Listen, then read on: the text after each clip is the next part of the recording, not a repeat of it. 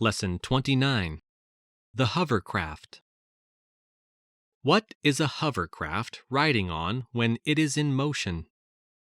Many strange new means of transport have been developed in our century, the strangest of them being perhaps the hovercraft. In 1953, a former electronics engineer in his 50s, Christopher Cockerell, who had turned to boat building on the Norfolk Broads, suggested an idea on which he had been working for many years to the British government and industrial circles.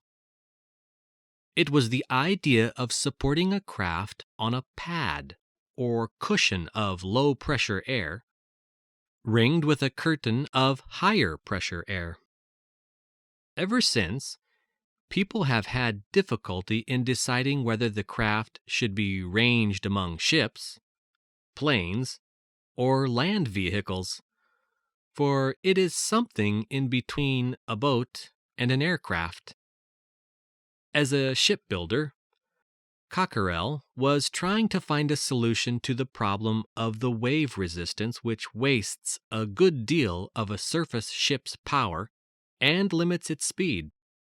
His answer was to lift the vessel out of the water by making it ride on a cushion of air, no more than 1 or 2 feet thick. This is done by a great number of ring-shaped air jets on the bottom of the craft.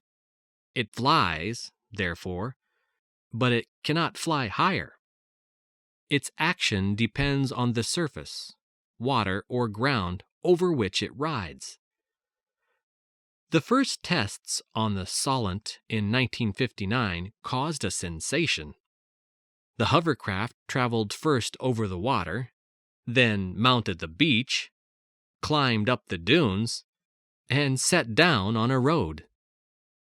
Later, it crossed the channel, riding smoothly over the waves, which presented no problem. Since that time, various types of hovercraft have appeared and taken up regular service. The hovercraft is particularly useful in large areas with poor communications, such as Africa or Australia. It can become a flying fruit bowl, carrying bananas from the plantations to the ports. Giant hovercraft liners could span the Atlantic, and the railway of the future may well be the hover train, riding on its air cushion over a single rail, which it never touches, at speeds up to 300 miles per hour.